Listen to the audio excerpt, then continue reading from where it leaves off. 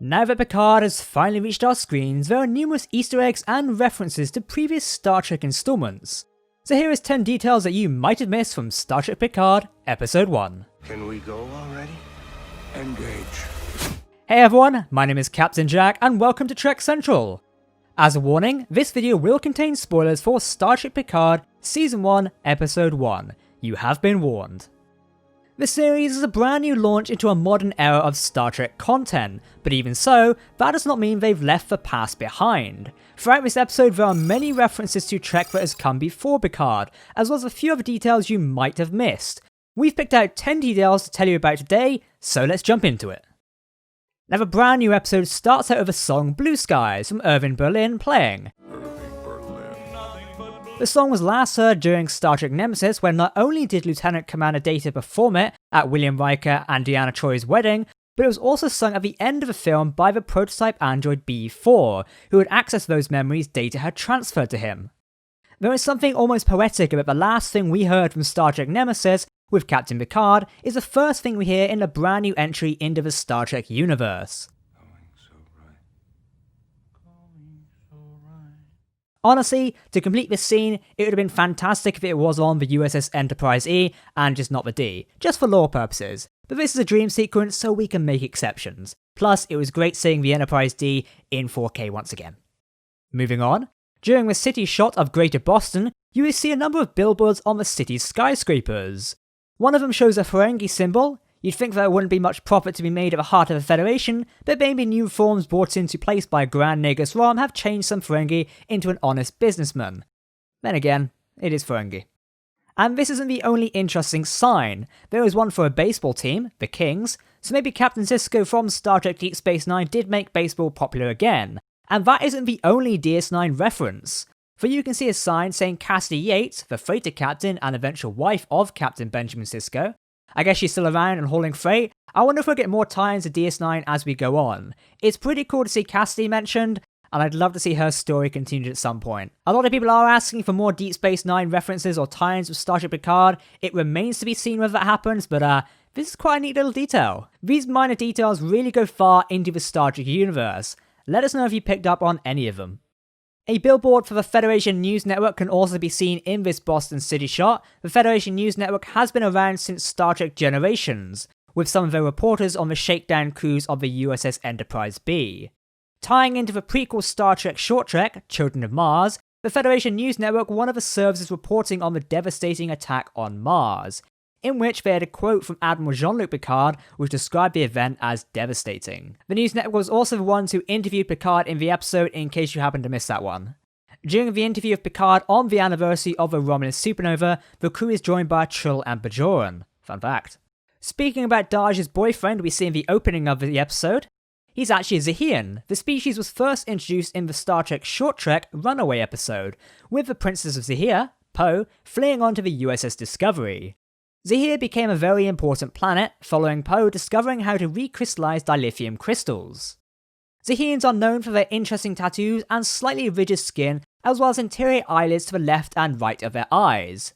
They also possess some defensive traits, such as the ability to camouflage themselves and to grow spines on their back, though obviously these do not help in surprise attacks, so tough luck to Dahj's boyfriend. I had a feeling we'd see a few Star Trek Discovery connections, but honestly, this fits in fine. While in Dahj's apartment, we get our first in at who the mysterious attackers are, with green blood having been sprayed on the window of her apartment. This is a cool little detail which makes sense, but I only picked up on it during my second watch through of the episode. Green blood is typically a sign of Vulcans or Romulans. Given they're both related but only one species is typically violent, it's safe to presume these guys were Romulan, and it's later confirmed that anyway. Another cool little detail about blood is that Dahj's boyfriend has orange blood, which is accurate and consistent to what we know of Zahians from the short trek Runaway. A lot of blood in this episode. I know it's slightly disgusting, but anyway, moving on. Even though this isn't seen, a Reskin Flute is meant to be heard at the beginning of the title sequence to Picard. Jean-Luc acquired the Reskin Flute when he interacted with a Reskin probe and lived out 50 years as a man called Cayman. Picard treasured this item as it represented a lifetime he'd lived out in only 25 minutes. These events were covered in Star Trek The Next Generation episode The Inner Light. If you've never watched this episode before, I highly recommend you do so. However, as this flute doesn't exist in real life, it's substituted for its closest approximation, a piccolo flute. I apologise if I pronounced any of that wrong. Yeah, moving on. At multiple times throughout the episode, you see Laris, Picard, or Zebahan wearing a badge of the Picard family arms. The Picard family arms were quarterly, with the first and fourth quarters being a red line on yellow, and the second and third being blue with a diagonal line and 2 stars. The crest was seen in Star Trek Generations on Picard's family album. It's great to see this little detail from a movie carried through into the future series. If you're into collecting, our great friends over at Fantas actually sell these pins that are seen in the show. This isn't sponsored, we're just big fans.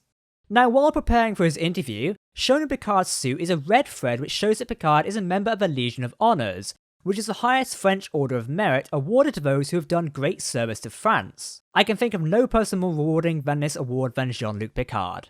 While Earth may be under the United Earth banner for government, I would think that individual nations still keep their traditions such as this one. That's just a fact for those who are a little confused over France still having awards and being a nation. We move to Starfleet's Quantum Archive building, which is next door to the Starfleet Museum. Inside Picard's storeroom, there is a trove of Easter eggs scattered throughout that are related to his past. What is very interesting is that all of these were shown in the first duty exhibit that was done by CBS and Amazon at conventions for the marketing of Star Trek Picard. If you were lucky last year, you might have seen some of these items in person. We've seen numerous models of starships that Picard has commanded, such as the USS Stargazer, the Enterprise D, and also the Constitute, the captain's yacht from the USS Enterprise E. There are also 2 Klingon weapons, a Duktag knife and a Batleth. In the first duty exhibit, a placard said that this Batleth was given to Jean-Luc in 2381 by Commander Worf. There are numerous certificates and awards on display, but the best thing Picard has kept all these years is the Captain Picard Day banner. It was said in the after show of Picard, The Ready Room, hosted by Will Wheaton, that this banner kind of exemplifies Picard in a weird way. When it was first shown on screen in the Next Generation episode Pegasus, Picard was not really a fan of the whole Captain Picard Day idea. I'm a role model. But the fact he kept it could show his sentimentality and the idea seen in All Good Things that he embraced it even more. I hope the first duty exhibit makes its rounds once again in 2020, as fans should really experience this in person. It gives a great dive into the Star Trek universe and the life of Jean-Luc Picard. Also, seeing these props in person is really cool. At the end of the episode, before the Romulan reclamation site is revealed as the Borg Cube, we see a new stylized symbol of the Romulan Star Empire. As the Romulan Empire probably collapsed due to the destruction of their planet, Romulus, this could be a new symbol this collective of Romulans is using. It looks less aggressive than the previous bird of prey-like symbol, but still maintains a level of intimidation. It's unclear if this is a sect of Romulans or if this symbol is unique to them, but obviously it does represent these group of Romulans in some way. We'll have to wait for future episodes to tell us more details about this. The symbol isn't the only Romulan Easter egg you may have missed, for the final theme it plays may sound familiar to Trekkies. As the new Romulan starships leave the reclamation zone, a modern version of the original series' Romulan theme begins to play.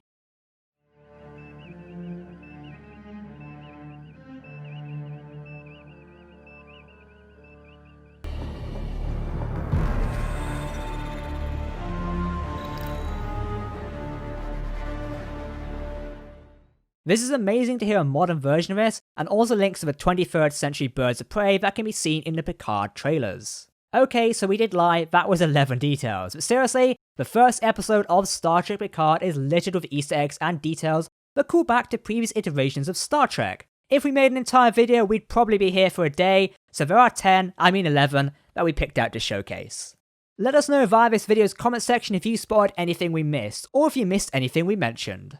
Star Trek Picard appears to be full of references and connections to previous iterations of Star Trek, so we can't wait to see what's in store for episode 2 coming later this week. Don't worry, we'll also be breaking down each episode of Picard and finding all those details. Trek Central is actually currently running a mega Star Trek Picard giveaway. If you want to come and enter and be in the chance to win some awesome Picard goodies, then enter our giveaway via the video description below. Full terms and conditions can be found on the page, so make sure to read up on them. If you like this video and want to keep up to date with all things Star Trek news, lore and more, then make sure to subscribe to Trek Central here on YouTube. You can also follow us on social media for daily updates, as well as visit our website for weekly articles. We're now rolling out our community Discord server, so come join the party ahead of a new series. For now, I've been Captain Jack, thanks for watching Trek Central, and I hope you enjoy the new series. We'll of course see you very soon.